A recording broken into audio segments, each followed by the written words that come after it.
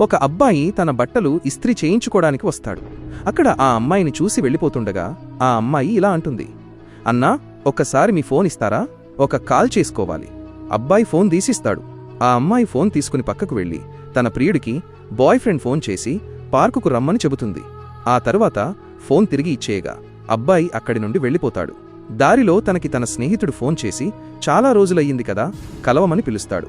కొద్దిసేపటి తరువాత ఆ ఇద్దరు స్నేహితులు పార్కులో కూర్చుని మాట్లాడుకుంటూ ఉండగా ఆ అబ్బాయి ఒక దృశ్యం చూస్తాడు. ఆ ఇస్త్రీ షాపు అమ్మాయి తన ప్రియుడితో కలిసి సన్నిహితంగా కూర్చుని సరదాగా గడుపుతూ ఉంటుంది.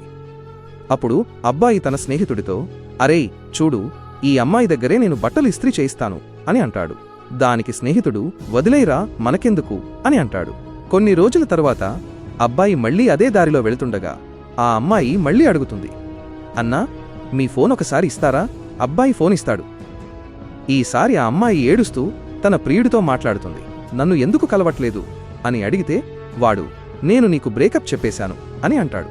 ఆ అమ్మాయి ఏడుస్తూ వచ్చి అబ్బాయికి ఫోన్ తిరిగి ఇస్తుంది. అబ్బాయి ఏమైంది అని అడగ్గా ఆమె జరిగిందంతా చెబుతుంది. ఇక ఆ అబ్బాయి ఏం చెప్పాడో తెలుసుకునే ముందు, ఆగునైనా నన్ను చూసి విస్మరించకు, లేకపోతే నీకు చెడు సమయం వస్తుంది.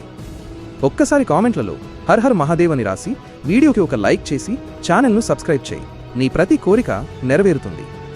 అప్పుడు ఆ అబ్బాయి ఇలా అంటాడు, ముందు నీ కెరీర్ నిర్మించుకో, ఆ తర్వాత ప్రేమించు.